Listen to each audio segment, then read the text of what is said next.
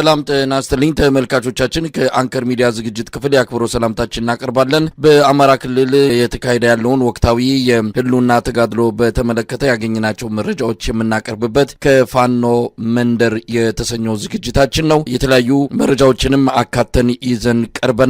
እንድትከታተሉ ነው የምንጋብዘው። የዘውትር ተሳታፊያችን መስመር ላይ ይገኛል። ባለፉት 2 ቀናት በአማራ ክልል በተለያዩ ቀጠናዎች የተደረጉ የህልውና ተጋድሎችና ተያያዥ ጉዳዮችን በመረጃ ደረጃ ሰብስቦ ተገኝቷል። በቅደም ተከተል ያቀርብልናል። ነገር ግን ወደዛ ከመግባት በፊት እንደው ባጭሩ የብሔረሰቦች ቀን በሚል በማዕከላዊ ኢትዮጵያ ክልል በሆሳና ከተማ መከበሩን ሰምተናል። እንግዲህ በተመለከተ ከዚህ ቀደም በተለያየ መልኩ መረጃውን አውጥተናል። ለዚህ ክብረ በዓል የማዕከላዊ ኢትዮጵያ ክልል ሰራተኞች ደሞዛቸው ሙሉ በሙሉ ወደ በዓሉ እንዲውል በመደረጉ ከፍተኛ ችግር ውስጥ መግባታቸውን መግለጻቸው የሚታወስ ነው። ደመቅ ያለ በዓል እናክብር ከሌላው ክልል ለምን እናንሳለን በሚል እንደ ሻውጣ ሰው የተመራው የክልሉ መንግስት ካቢኔ የክልሉን ሰራተኞች ደሞዝ በሙሉ ወደ በዓሉ በማዞር ነው እንግዲህ ሰራተኛው ለሚቀጥሉት ጥቂት ወራት ደሞዝ እንደማይኖረው ነው የተገለጸው ለበዓሉ ሲባል። ለማንኛውም በዚህ በዓል ላይ አብይ አህመድ ተገኝቶ ንግግር አድርጓል። በዚህ ንግግሩም ፉከራን ጨምሮ የተለመደውን የበልጽገናል ዲስኩር በተከታታይ አሰምቷል። እንደው ባጭሩ ስለሱ እናንሳና ወደ መደበኛው ከፋኖ መንደር ወደ ተሰኘው ዝግጅታችን እናመራለን። ኛ ዓመታዊ በዓላቸውን የብሔር ብሔረሰቦችን ክብረ በዓል ለማክበር ወደ ሆሳና ከተማ ጠቅላይ ሚኒስትሩ ተጉዟል። በርካታ ከሌሎች ክልሎች የመጡ የብልጽግና አመራሮች ተገኝተዋል። በአጠቃላይ ሰብሳቢውም ተሰብሳቢውም ብልጽግናን የሚደግፍ ኃይል ብቻ እንደተገኘ ነው መረጃዎች የሚያመላክቱት። ምናልባትም መሳይ ጠቅላይ ሚኒስትሩ በዚህ ስብሰባ ላይ በምንም ተአምር የሚመለከተው ሰውም አልነበረም። ከአጠቃላይ ከኢትዮጵያ ሕግ አንጻር በታሪክም ከዚህ በፊት ካሳለፉት 19 የብሔር ብሔረሰቦች በዓል ላይ የፌዴሬሽን ምክር ቤትና ፕሬዚደንቷ ወይም ፕሬዚደንቱ ናቸው ባለ ጉዳይ ሆነው ለህዝብ ንግግር የሚያደርጉት። ርዕሰ ብሔር እንጂ ርዕሰ መስተዳደር በብሔር ብሔረሰቦች ላይ ይህን ያክል ፉከራና ቀረርቶ ዛቻና ማስፈራራት ነገር ብቻ ተናግሮ የመጣ ጠቅላይ ሚኒስትር ከዚህ በፊት ተደምጦ አይታወቅም። ኃላፊነት የተሰጠው ለርዕሰ ብሔሩ ነው እንጂ ለርዕሰ መስተዳደሩ አይደለም። በማይመለከተው ነገር በሁሉ ነገር እኔ ካላቦካሁት የሚጋገር እንጀራ የለም የሚለው ጠቅላይ ሚኒስትሩ በዛ በሆሳና ከተማ ተገኝቶ ዛቻና ፉከራ ነው ሲያሰማ የዋለው። ኢትዮጵያን በረሃብ፣ በችግር፣ በጦርነት፣ በተለያዩ መከራዎች የሚገኙ የኢትዮጵያ ህዝቦች ብሔር ብሔረሰቦችን ችግር እያየ እሱ ግን አሁን ልክ አገሪቱ በከፍተኛ ደረጃ እንደበለጸገች የሚመጡ ችግሮችን ወደ እድል በመቀየር ወደ ብልጽግና ጎዳና እናመራለን በማለት ኢትዮጵያ በታሪኳ በጣም በርካታ ጊዜ በአገር ውስጥም ግጭት ውስጥ ገብታለች። ወራሪያን መጠው ኢትዮጵያን በከፍተኛ ደረጃ አጥቅተዋታል። ነገር ግን እንደዚህ ጊዜ ኢትዮጵያ ችግር ውስጥ የወደቀችበት ጊዜ የለም። ሆሳና ከተማ ከዚህ በፊት ወጣቶችን፣ የመንግስት ሰራተኞችን፣ ሐኪሞችን፣ ሌሎችንም ነጋዴዎችን ብቻ አይደለም መሳይ ገበሬዎች ወደ ከተማ ሲመጡ ከእንቁላልና ከዶሮ ላይ ቀረጥ በመሰብሰብ በክልሉ ላይ የሚከበረውን ብሔር ብሔረሰቦችን በዓል ከሌሎች የተሻለ እንዲሆን ለማድረግ በማለት ህዝብን ሲዘርፉበት ሲቀሙበት የከረሙበት 2 እና 3 ወራቶች አልፈዋል። አሁን ደግሞ የብልጽግና የአማራ ክልል ከትግራይ ምናልባትም ከኦሮሚያ ክልል ከአፋር ከሶማሌ ከቤንሻንጉል ጉሙዝ ከጋምቤላ ክልል ተሰብስቦ የመጣ የብልጽግና አባልና የብልጽግና ካድሬ ብቻ ስብሰባ ነው። እነሱ በልጽገውበታል። የኢትዮጵያን ህዝብ እያስቸገሩ እየገደሉ እነሱ በሰላም ይኖራሉ። እነሱ ገንዘብ ሰብስበው ሀብትን አፍርተዋል። ስለዚህ የተናገረው ነገር ለብልጽግና ፓርቲ ሊሆን ይችላል የሚል እምነት ነው ያለ ይመስላል። የኢትዮጵያን ጠላቶች እንደ ጸጉር ቅማል አንድ በአንድ እናራግፋለን። እንግዲህ በንግግሩ ያው ዛቻው ፉከራው እንደተለመደው ተሰምቷል። አዲስ ነገር የለም። ቅኔው ሲያልቅበት ቀረርቶ ጨምረበት ነው የሆነው። ከዚህ በኋላ ሰውየው አዲስ ነገር የሚናገር አይደለም። የተለመደውን በልጽገናል፣ እንሰራርተናል፣ ሰማይ ላይ ደርሰናል፣ እንዲህ አይነት ተመሳሳይ የሆኑ ምንም አይነት የይዘት ለውጥ የሌለው አንድ መድረክ ላይ የተናገረውን የምንም የቃላትም የድምጸትም ልዩነት ሳይኖረው ደግሞ ደጋግሞ የሚናገር ሁሉ ነገር ያለቀበት አይነት ሆኖ ነው የቀረበው። ከምንም በላይ ጠላቶቻችንን ጸጉር ላይ እንዳለ ቅማል ለቃቅመን እናራግፋቸዋለን ብሎ በዚህ አይነት የቃላት አጠቃቀም ችግር ባለበት ሁኔታ ከአንድ የሀገር መሪ እንዲህ አይነት ቃል በመጠቀም ጠላቶቻችንን በሙሉ አራግፈን እንጨርሳለን ያለው ምን አይነት ትርጉም የሚሰጥ ፕሮፓጋንዳ እንደሆነ ግልጽ አይደለም። ከአብይ አህመድ የበለጠ የኢትዮጵያ ጠላት የለም። ከአብይ አህመድ የበለጠ ኢትዮጵያ ስጋት የለም። ኢትዮጵያ ጠላት ብላ ምናልባት በስጋት ደረጃ በቁጥር 1 ልታስቀምጠው የምትችለው አብይ አህመድን ነው። በየጊዜው በየጊዜው ጠላት እያበራከተ ይራሱን በየጊዜው ተቀናቃኞቹን እያፈራ እየፈለፈለ የሚሄድ በየቦታው እሱን ለመጣል ነፍጥ የሚያነሱ እሱን ለመጣል ሰላማዊ ትግል የሚቀሰቅሱ የሚያነሱ የህብረተሰብ ክፍሎች እየጨመሩ መጡ እንጂ እየተራገፉ እንዳልመጡ በግልጽ እያየን ነው። ለራሱ መንደርም ማረጋጊያ ይሆናል ብሎ የተናገረው ነው። የሱም መንደር እየሰማው አይደለም። የሱም መንደር እሱን ከመስማት ይልቅ እሱ መቼ ይሆን ያዘጋጀው ቤቱ የሚሄደው በአቡዳቢ አካባቢ ቤተ መንግስት እንዳሰራም ይነገራልና ያ ቀን መቼ ነው ብሎ የራሱ መንደርም ውስጥ ለውስጥ ያንሾኳሾከ እንዳለ እንሰማለን። አደባባይ የሚናገሩት ሌላ ነው። ከመጋረጃው በስተጀርባ ግን ይሄ ሰውዬ ጥሎን ይሄዳል የሚለው ጭንቀትና ስጋት ነው ብልጽግና መንደር ያለው እንጂ አሁን እሱ አደባባይ ወጥቶ እንደሚፎክረው እንደሚናገረው እንደሚዘልፈውና እንደሚዝተው እንዳልሆነ በግልጽ የሚታወቅ ነገር ነው። ለማንኛውም የብሔር ብሔረሰቦች ቀን የሚባለው የኢትዮጵያን ሕዝብ እኩልነት ያፈረሰ በዚህ ቀን ብቻ ብሔረሰቦች እየታዩ እኩልነታቸው የሚነገራቸው 364 ቀን ግን እኩልነት ሳይሆን አድሏዊነት የተወሰኑ ሰዎች ብልጽግና ብቻ የታየበት የአንድ አካባቢ ሰዎች ብቻ የፖለቲካውንም የኢኮኖሚውንም የበላይነት የያዙበት ሌላው ግን እንዲሁ ለክብረ በዓልና ለቴሌቪዥን ድምቀት በዓመት አንዴ የሚጨፍርበት ዕለት ነው ማለት እንችላለን። የኢትዮጵያ ሕዝብ የብሔር ብሔረሰቦች ቀን አያስፈልገውም። የኢትዮጵያ ሕዝብ አብሮ የሚበላ አብሮ የሚኖር ሰርጉም ሐዘኑም ሁሉም ድምቀቱም በጋራ የሚያደርግ ነው። በአንድ ቀን ተለይቶ ለፖለቲካ ፍጆታ በሚል በሚከበር ቀን አይደለም የኢትዮጵያ ሕዝብ መብት የሚረጋገጠው። አብይ አህመድ ዛሬም ይፎክራል። ነገር ግን ውድቀቱ ከምን ጊዜውም በላይ እየተቃረበ መፈራረሱም እውን እየሆነ ከማየት ያለፈ ምንም የሚፈይደው ምንም የሚያመጣው ለውጥ የለም። እውነት ነው መሳይ። ሰውየው እኮ በስልጣን ለመቆየት ብቸኛው መንገድ አሁን እኛና እነሱ የሚል ንግግር ነው እየተናገረ ያለው። በአንድ በኩል የእሱ ዙሪያ ላይ የተከማቹ ግለሰቦችና ቡድኖች አሉ፣ በሌላ በኩል ደግሞ የኢትዮጵያ ሕዝብ አለ። አሁን ልዩነቱ ቁልጭ ብሎ ለኢትዮጵያ ሕዝብ እየታየ መጥቷል። ይሄ ልዩነት እኛና እነሱ ብሎ መቀስቀስና መለያየት ካልቻለ በስተቀር እንደማይቀጥል አውቋል። በዚህም አጠቃላይ ለኢትዮጵያ ሕዝብ የሚበጅ ነገር አንብቦ አያውቅም። ከዚህ በፊት ስልጣን በያዘ እስከ ዓመት ከ6 ወር እስከ ዓመት ከ8 ወር ምናልባትም ግፋቢ እስከ 2 ዓመት ድረስ የነበሩት ንግግሮችን ወደኋላ ተመልሰን ስናይ ጥራዝ ነጠቅ ከግለሰቦች ከታዋቂ ኢትዮጵያውያን ከዓለም አቀፍ ተናጋሪዎች ተለቃቅሞ የመጣ ንግግር ነው። ብዙ ጊዜ በመድረክ ሲሸውደን ነው የኖረው። ከዚህም ከዛም ቃርሞ መድረክ ላይ እየወጣ ሲናገር የነበረ ግለሰብ እንደሆነ አሁን በቃ አለቀበት። አንተ እንዳልከው ቅኔው ሲያልቅበት ቀረርቶ ጨመረበት አይነት ንግግር ነው። በጣም የኢትዮጵያ ሕዝብ ከፍተኛ ምሬት ውስጥ ገብቷል። እውነት ለመናገር መድረክ ላይ ወጦ ሲናገር ማድመጥ የማይፈልግ ኢትዮጵያውያን እጅግ በጣም በከፍተኛ ደረጃ እያደገ ነው የመጣው። አጠቃላይ የሚሰጣቸው ምሳሌዎችም ከአንድ ጠቅላይ ሚኒስትር የሚጠበቅ ሀገርን ከሚገዛ የሚጠበቅ አይደለም። እውነት ለመናገር እየገደለም እያሰቃየም እያስራበም እያረደም በደሎችን እየፈጸመ ሁሉ ምሳሌው ነገር በሙሉ በድህነት እንዳደገ በጥረት እንዳደገ በማስፈራራት እንዳደገ የሚሰጣቸው ምሳሌዎች ለምሳሌ አሁን የተናገረው ነገር እንደ ጸጉር ቅማል ኢትዮጵያውያን እኮ በጣም በድህነት ብንኖርም እውነት ለመናገር አሁን ጸጉር ቅማል እኮ ከጠፋ በጣም እንደውም 15 20 30 በፊት እኮ ጠፍቷል። አሁን የጸጉር ቅማል ገጠርም ብትሄድ እንደዚህ አይነት ነገር የለም። እሱ ግን በልጅነቱ የያዘውን ነገር ነው እስካሁን ይዞት የቀጠለው እና ችግሮቿ በልጅነቱ የደረሱበትን አጠቃላይ የሳይኮሎጂ የቁስ እጥረት ችግር የነበረበት የአእምሮ ችግር እጥረት የነበረበት አሁን በደንብ ቁልጭ ብሎ እየታየ ነው። እንግዲህ እንደ ጸጉር ቅማል ያላቸው የፋኖ ኃይሎች አፍንጫቸው ድረስ መጥተው ከፍተኛ አደጋ እያደረሱበት እንደሆነ አውቋል። ይሄ ሁሉ ነገር አልበላሽን ምናመጣው አይነት ነገር ነው። እውነት ለመናገር የፋኖ ኃይሎችን ሻመት ቢዋጉ አያሸንፉም፣ እንዲሁ ዝም ብሎ ጫካ ለጫካ ሲዞሩ ይኖራሉ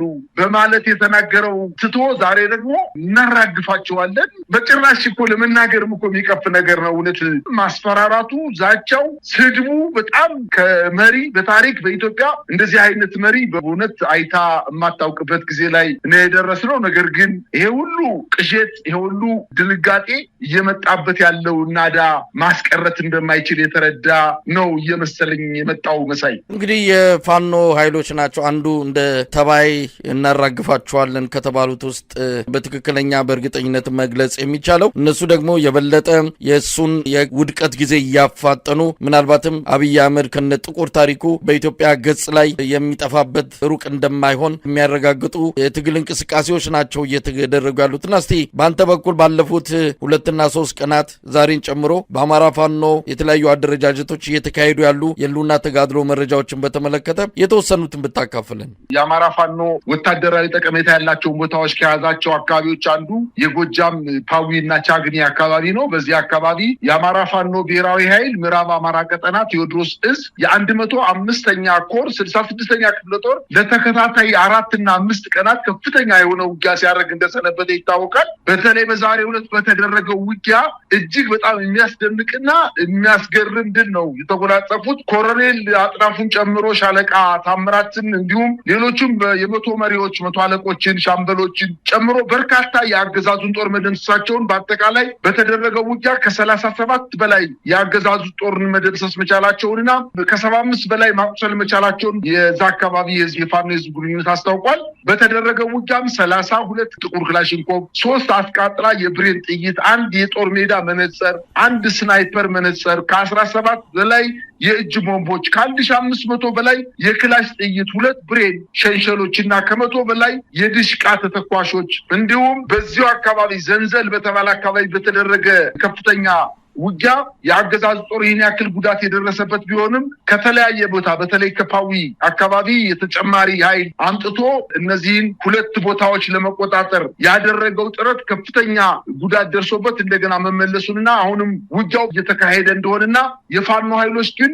የልባቸውን ሰርተው ቦታውንም መቆጣጠር መቻላቸውን አስታውቀዋል። ከፓዊ ተጨማሪ ኃይል አምጥቶ እነዚህን አካባቢዎች የታፈኑ አካባቢዎችን ለማስለቀቅ አሁንም ጥረት እያደረገ ቢሆንም የከባድ መሳሪያዎችን በመተኮስ አካባቢ በደረሰ ሰብል ላይ ከፍተኛ ጉዳት እንዳደረሰና የፋኖ ኃይሎች ግን ይህን ሁሉ ተቋቁመው በተለይ ዘንዘል የተባለችውን ከተማ በመቆጣጠር እየገሰገሱ እንደሆነ የአገዛዙ ጦር ደግሞ ከፍተኛ ክሳራ ደርሶበት እነዚህን ወታደራዊ መኮንኖችን ጨምሮ የቆሰሉ ሌሎችን በሄሊኮፕተር ወደ ባህር ዳር ይዟቸው እንደሄደ በተለይ በዚህ አካባቢ የምዕራብ እዝ 92ኛ ክፍለ ጦርና የ22ኛ ክፍለ ጦሮች በጋራ ነበር ለማጥቃት እንቅስቃሴ ያደረጉት። ነገር ግን ሳይችሉ ቀርተው ልክ በእነሱ ተመጣጣኝ ቁጥር ያለው የፋኖ ኃይል 2 ክፍለ ጦር የፋኖ ኃይሎች ተሰልፈው የመልሶ ማጥቃት በማድረግ ትልቅ ድል መጎናጸፋቸውን ነው መረጃዎች እያመላከቱ የሚገኙት። እንዲሁም ከሸዋሮቢት አቅራቢያ ቆቦ በተባለ ቀበሌ ላይ በተደረገ ከባድ ውጊያ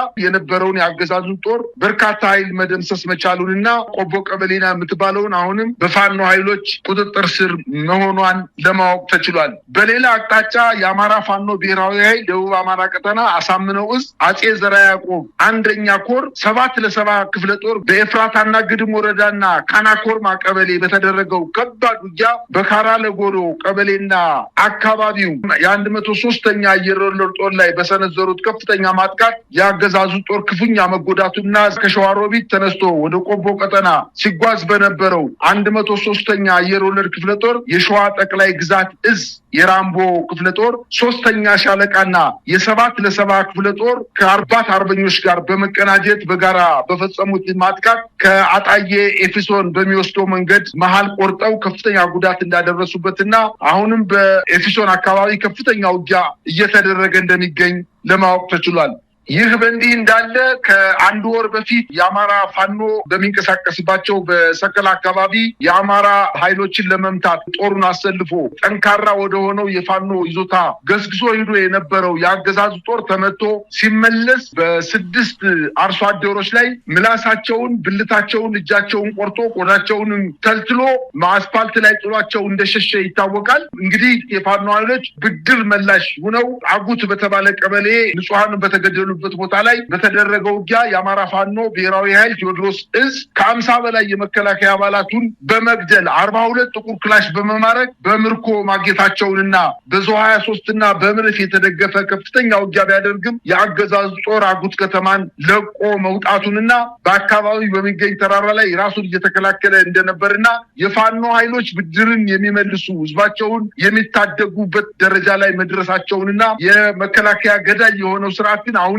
ሲቪሎችን እየገደለ ቢቀጥልም ነገር ግን የፋኖ ኃይሎች በቀል እንደፈጸሙና ከ50 በላይ የአገዛዙን ጦር በውጊያ ሜዳ ላይ መግደላቸውን ከዚህ ቁጥር ያልተናነሰ ኃይል ደግሞ ማቁሰል መቻላቸውን ለማወቅ ተችሏል። ይህ በእንዲህ እንዳለ በ2 ቀን በፈጀ ሙሉ ቀን በተደረገ በድላንታና በዳውንት መካከል ሾጋ በተባለ ቦታ ላይ የአገዛዙ ጦር በአማራ ፋኖ ብሔራዊ ኃይል ምኒልክ እዝ የደጋው መብረቅ ክፍለ ጦርና ኮር 2 ዞብላምባ ክፍለ ጦር በመቀናጀት ከፍተኛ ጥቃት በመፈጸም 5 ሙሉ ተሽከርካሪ መኪና ላይ ሲንቀሳቀስ የነበረን ኃይል ከበባ በመፈጸም በማጥቃት በርካቶችን መግደላቸውና ማቁሰላቸውን በተደረገው ውጊያም ተተኳሾችንና የነፍስ ወከፍ መሳሪያዎችን መማረክ መቻላቸውን አስታውቀዋል። አሁንም በማዕከላዊ ጎንደር በጣቁሳ ወረዳ ከደልጊ ቀጠና አቅራቢያ በምትገኘው በኮታ በተባለ ወታደራዊ ካምፓቸው ተነስተው ሐሲን ጉርቲን የተባለውን ቀበሌ ለመቆጣጠር የተንቀሳቀሰው የአገዛዙ ጦር የአማራ ፋኖ ህዝባዊ ድርጅት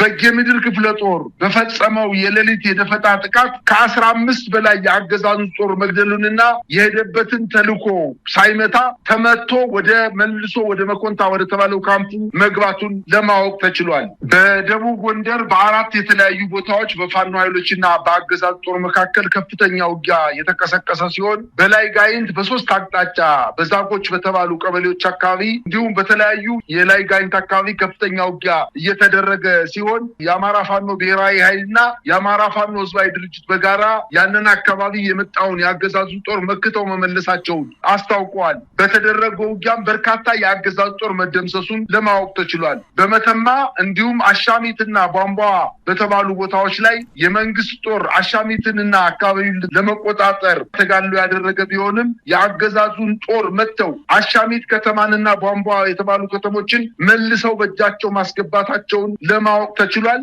በርካታ የመገናኛ ሬዲዮኖችን መማረካቸውንና ወታደራዊ መኮንኖች ሻምበል መሪዎችን ጨምሮ በስም ያልተጠቀሱ የ100 መሪዎችን መግደላቸውን አስታውቀዋል። መከላከያው በተደጋጋሚ የተለያዩ ክፍለ ጦሮችን እየያዘ ለማጥቃት ከፍተኛ ጥረት ያደረገ ቢሆንም እስከዛሬ ድረስ ምንም ያልተሳካለትና ክሳራ እየደረሰበት እየተመለሰ እንደሆነ ለማወቅ ተችሏል። ለተወሰነም ጊዜም ያችን አሻሚት የተባለችውን ከተማ የተቆጣጠረው የአገዛዙ ጦር ከፍተኛ ቁጥር ያለው ኃይሉ ስለተመታበት ቦታዋን ለቆ ወደ መጣበት የተመለሰ መሆኑን ለማወቅ ተችሏል።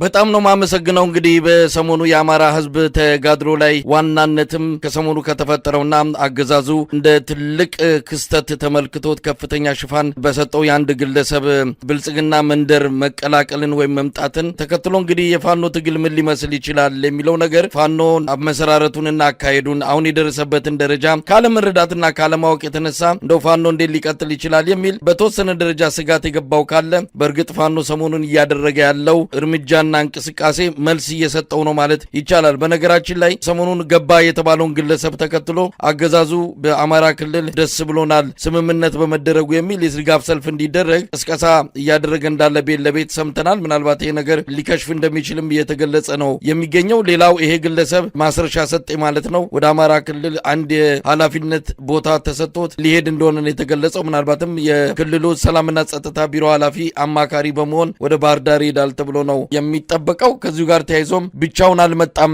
ብዙ ኃይሎችን ነው ይዘው የመጣው ብሎ ለመግለጽና በተለይም በስምምነቱም ሆነ ከዛ ጋር ተያይዞ ሌሎች ሰዎች አጠገቡ ያልታዩ መሆናቸው የብልጽግናውን ድራማ አስቂኝ ያደረገበት ሁኔታን ለመቀልበስ ይመስላል። የመንግስት ታጣቂዎችን እንደ ፋኖ አስታጥቀዋቸው በፋኖ ገጽታ አብረው የገቡ እንደሆኑ አድርገው ለማሳየት በዛም ደረጃ ድራማ ለመስራት እየተዘጋጁ እንዳለ ሰምተናል። በአጠቃላይ የግለሰብ በአሁን ሰዓት በአዲስ አበባ በአንድ ሆቴል ጥበቃ እየተደረገለት እንዳለም አንከር ሚዲያ በቦታው ያሉ ሰዎችን እማኝ አድርጎ መረጃውን መጥቀስ የሚችለው ይሆናል። ለማንኛውም በአጠቃላይ በዚህ ዙሪያ ምን ማለት ይቻላል? መሳይ ይሄ ግለሰብ እውነት ለመናገር ከዚህ በፊት ለ3 እና ለ4 ወራት በተከታታይ እንደተመለከትነው ከሆነ ራሱ ምናልባት 2 እና 3 አጃቢዎችን ይዞ ፌስታል ይዞ አንድ ውሻ አስከትሎ ሲንከራተት እንደነበረ ነው የምናውቀው። ይህ ሰውዬ ከፍተኛ ጥቅም አግኝቷል። እውነት ለመናገር በውጊያ ተሳትፎ የማያውቅ ግለሰብ ከገባ በኋላ አሁን ከፍተኛ ችግር ውስጥ ነው የወደቀው። እንግዲህ ጎንቻ ሲሶ፣ ነሴ ሳር ምድር፣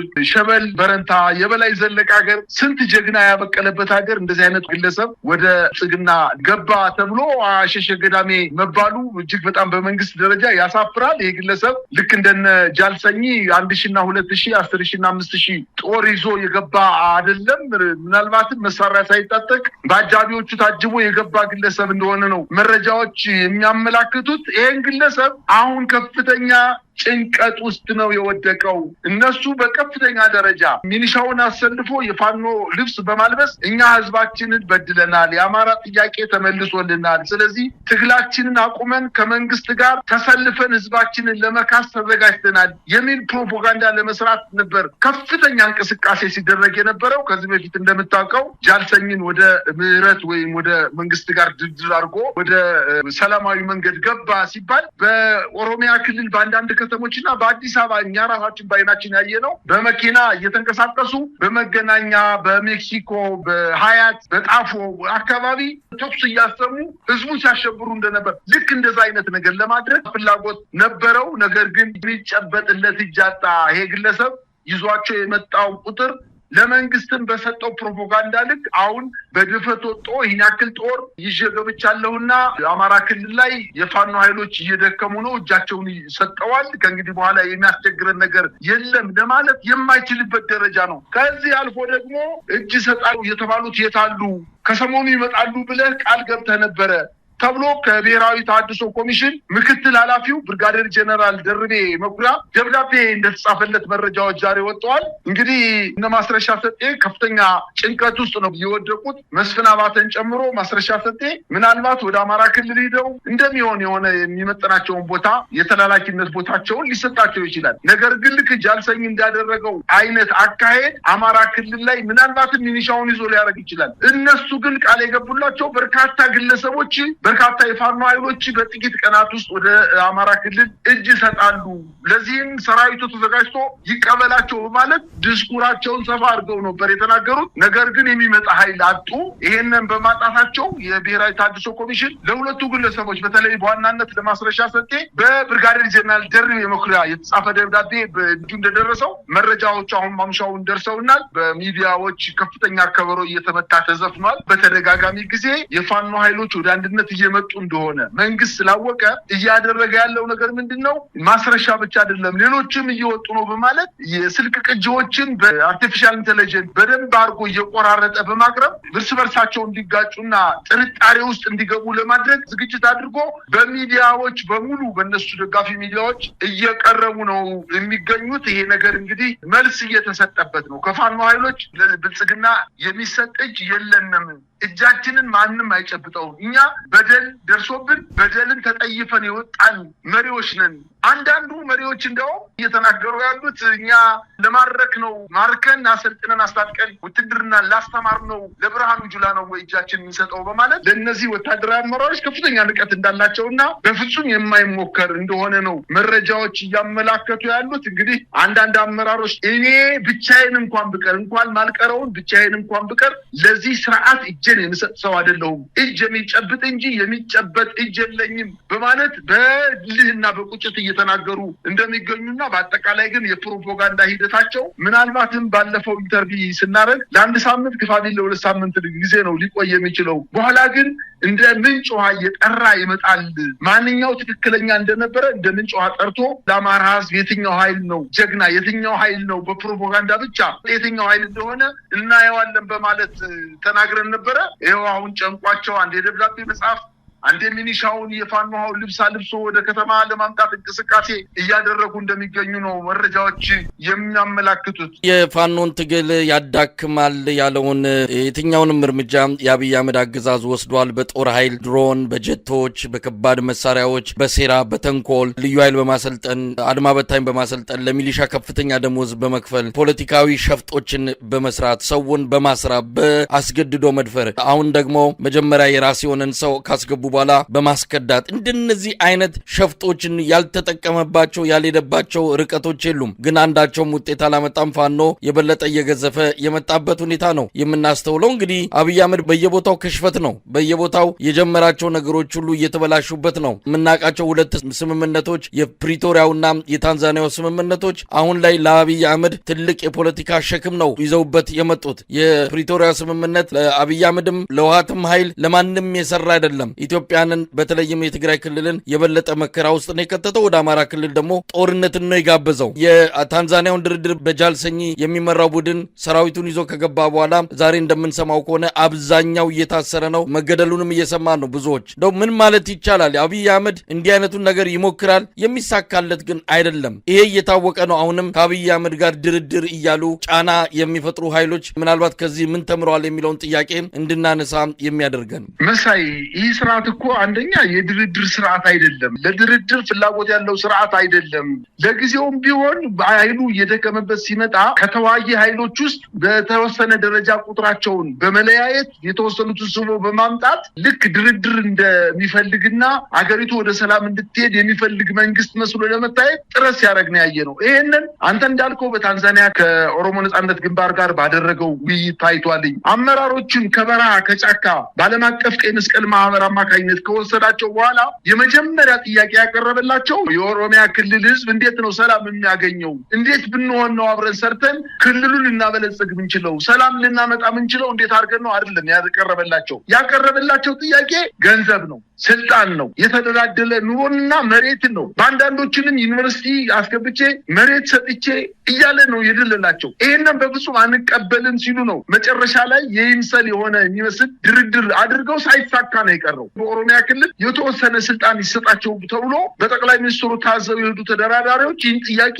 ጠረጴዛ ላይ ያስቀምጠውላቸዋል። የትግራይ ኃይሎችን ብንመለከት በፕሪቶሪያ ያደረጉት ስምምነት ምን አይነት ዋጋ እንደሌለው እያየን ነው። አሁን በእነሱ ላይ ሲመልሰው ኃይላቸው ሲጠነክር ያንን ስምምነት እንዳልነበረ ለማድረግ ከፍተኛ ጥረት አድርጓል። የፋኖ ኃይሎችንም እኮ መሳይ በጣም በተደጋጋሚ ጊዜ ዘመነን ራሱ በግለሰብ ደረጃ እኮ 4 ጊዜ ሽማግሌ ተልኮበታል። 4 ጊዜ ሽማግሌ ተልኮ ወደ ውጭ ሀገር ውስጥ እናስተምርህ 10,000 ካሬ ሜትር ባህር ዳር ትፈልግ አዲስ አበባ ተሰጥቶህ በ67 ሚሊዮን ብር ሽጠህ ቤት ተሰርቶልህ ዘመናዊ ኑሮ ትኖራለህ፣ በአማራ ክልል የምትፈልገውን ስልጣን እንሰጣለን። ተመሳሳይ ጥያቄዎችን አቅርበውላቸዋል። በቡድንም በተናጠልም ጥያቄዎችን አቅርበውላቸዋል። አሁንም እያደረጉ ያሉት እሱን ነው። በአማራ ክልል እነዚህ 2 ግለሰቦችን መስፍን አባተንና ማስረሻ ተሰጠኝ ስበው ያመጧቸው ዋነኛ ምክንያት እነዚህ ሰዎች ከ200 ከ300 ምናልባትም ከ1 ሚሊዮን የማይተናነስ የፋኖ ኃይሎች ውስጥ እነዚህን አመጡ ከፍተኛ የሆነ የሚዲያ ፕሮፓጋንዳ በመንዛት ትልቁን ቁጥር ማሸበር ነው ዋና ስራው። ምናልባትም ጓደኞቻችን ከኛ ሄዱ ስለዚህ እየፈረሰ ነው ብሎ አሁን በይሰሞን በአማራ በሞጣ አካባቢ በብቸና በደብረ ወርቅ አካባቢ የሚነዛው ስብሰባ እየተባለ ህዝቡን እየሰበሰቡ ይሄው ማስረሻ ሰጤ ልጃችሁ ገብቷል፣ አሁንም ሌሎች እየመጡ ነው፣ ስለዚህ የፋኖ ኃይሎች ደክመዋል፣ የሉም፣ በሰላማዊ መንገድ ትኖራላችሁ፣ እኛም ከእናንተ ጋር አብረን እያስተዳድር እንኖራለን በማለት ልክ ፋኖ እንደፈረሰ አድርገው በእኛ የበላይነት ተጠናቋል፣ ውጊያው አልቋል በማለት በስብሰባ ህዝቡን እያሸበሩት ነው የሚገኙት። ነገር ግን የተደረገው ስምምነት ምንድን ነው? የአማራ ህዝብ ማንነቱ እንዳይደፈር፣ እንዳይገደል፣ እንዳይፈናቀል ተስማምተናል። በፊርማችን ተስማምተናል። በሁለት ዘመድ አማች ግለሰቦች ነው። ገዳዩ ሌላ፣ እያፈናቀለ ያለው ሌላ፣ እያሰደደ ያለው ሌላ፣ የአማራን ህዝብ በጅምላ እየፈጀ ያለው የፌዴራል መንግስቱ ነው። የክልሉ መንግስት አስፈጻሚ ምስለኔ አስተዳደር ነው። ኑ ግደሉልኝ፣ ኑ አፈናቅሉልኝ፣ ኑ አሰድዱልኝ ብሎ ጋባዥ እንጂ እሱ ገዳይ እሱ አፈናቃይ ወይም ፋኖ ገዳይ ፋኖ አፈናቃይ ሆኖ አይደለም። ስለዚህ በአረጋ ከበደና በማስረሻ ሰጤ መካከል የተደረገው ስምምነት ፍጹም ዋጋ የሌለው መሆኑን እዚህ ላይ አንድ ማሳያ መጥቀስ ይቻላል ማለት ነው። ገዳዩ ሌላ ሆኖ የተፈራረመው ደግሞ ሌላ ነው። የተፈናቀሉ ዜጎች እንዲመለሱ ማድረግ ነው። የት ነው? ወለጋ ነው የሚመለሱት? አምቦ ነው የሚመለሱት? ደቡብ ክልል ነው የሚመለሱት? እንዴት ነው የሚመለሱት? የአምቦ አካባቢ ያለ የራሱ ተወላጅ የኦሮሞ ማህበረሰብ ዛሬ ከቤቱ ማደር አይችልም። ከቤቱ አጠገብ ምሽግ ቆፍሮ ክላሽ ገዝቶ ዛሬ መጣብኝ የመንግስት ታጣቂ ነገ መጣብኝ ብሎ እየተረበሸ ነው ያለው። እዚህ ቦታ ላይ ነው የአማራ ክልል የተፈናቀለው። ሂዶ እንደገና ቦታውን የለቀቁ ሰው የራሳቸውን መሬት ሂዶ አርሰው የሚበሉት። በወለጋ በኪረሙ በምስራቅና ምዕራብ ወለጋ በሌሎችም የወለጋ ዞኖች ላይ የአማራ የተፈናቀለው አማራ ሂዶ ከእንግዲህ በኋላ በሰላም መኖር ይችላል? ያ ቦታ ሰላማዊ ነው? ይሄ በፍጹም የማይመስል ነገር ነው የተናገሩት። የአማራ ህዝብ እኩል የመልማት መብት፣ አሁን የአማራ ህዝብ የመልማት መብት ጠይቋል። መንገድ ይሰራልኝ፣ ትምህርት ቤት ይሰራልኝ፣ ጤና ጣቢያ ይሰራልኝ የሚል ጥያቄ አቅርቧል። ባልቀረበ ጥያቄ እኮ ነው የተፈራረሙት። የአማራ ህዝብ በሰላም የመኖር መብቴ ይከበርልኝ፣ በህይወት የመኖር መብቴ ይከበርልኝ፣ በነጻነት ብቻ ልንቀሳቀስ መንግስት ትምህርት ቤትም አይስራልኝ መንገድም አይስራልኝ ንጹህ ማያቀርብልኝ ሕክምና ማይስጠኝ ልጆችን ማያስተምርልኝ ግን በሰላም አርሼ በመሬቴ ላይ ልብላ አመጣችሁ አትግደሉኝ ነው ያለ። አራት ነጥብ። ይሄን ጥያቄ ተመልሷል ወይ? አሁን በየትኛው አካባቢ ነው ሰላም የተፈጠረው? እነ ማስረሻ ሰጤ በተፈራረሙበት ቀን ጀምሮ የፋኖ ኃይሎች እኮ በበርካታ ቦታዎች ተጋድሎ እያደረጉ ነው። መከላከያ ሰራዊቱም ከምስለኔ አስተዳደሩ ጋር ከአድማ ብተና ከሚኒሻ ከጸረ ሽምቅ ከፖሊስ ከብልጽግና ካድሬዎች ጋር መሳሪያ ተሸክመው ጦርነት ላይ እኮ ናቸው። ከፍተኛ ጦርነት ነው። እነሱ ስለተፈራረሙ የተመጣ ለውጥ የለም። ይልቅስ ነግበኔ ነው። በትናንትናው ዕለት የደረሰን አንድ መረጃ በጃልሰኝ የሚመራው ከ800 በላይ የሚሆን ታጣቂዎች በሁለታ ወታደራዊ ካምፕ ላይ ተቀምጠው ነበረ።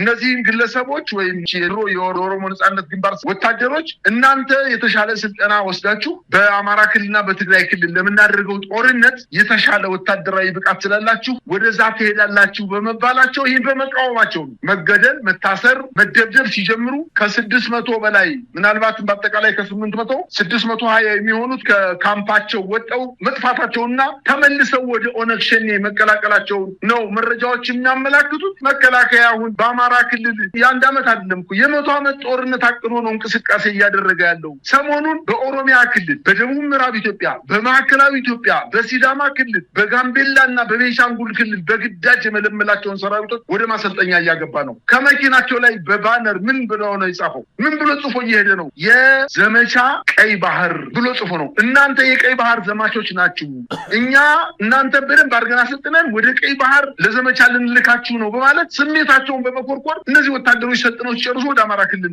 ምናልባትም ቀጥሎ ወደ ትግራይ ክልል ሊወስዳቸው ይችላል ጦርነት ከተከፈተ። እነ አበበ ገረሱም በወታደራዊ እንትናቸው እየተናገሩ ያሉት ከ500 እስከ 1000 ዓመት ድረስ በኢትዮጵያ የኦሮሚያ ኢምፓየር ለመዘርጋት እንቅስቃሴ እያደረገ እንደሆነ በሚዲያ ላይ ወጣው የተናገሩበት ሁኔታ ስላለ የአማራ ሕዝብ ነቅተህ ታገል፣ አለዚያ በእድሜ ልክህን ለ1000 ዓመታት ነው ቋንቋም መናገር እንዳትችል በአካባቢ አርሰህ መብላት እንዳትችል የሚያደርግ መኖርም እንዳትችል የሚያደርግና ጠንክረህ ታገል፣ ሌላ ምርጫ የለህም በማለት ነው ማሳሰቢያ መስጠት ፈልገው። መሳይ በጣም አመሰግናለሁ። ሰፋ አድርገን የተመለከትነው በአማራ ክልል ያለውን ወቅታዊ ሁኔታ የሚያሳየው የአውደ ውጊያ ውሎችና ሌሎች ተያያዥ ጉዳዮችን ያነሳንበት የዛሬው ከፋኖ መንደር የተሰኘው ዝግጅታችን የተከታተላችሁትን ይመስላል። ተመልካቾቻችን በዚሁ እናበቃለን። አንተን አመሰግናለሁ። እግዚአብሔር ይስጥልኝ። አመሰግናለሁ።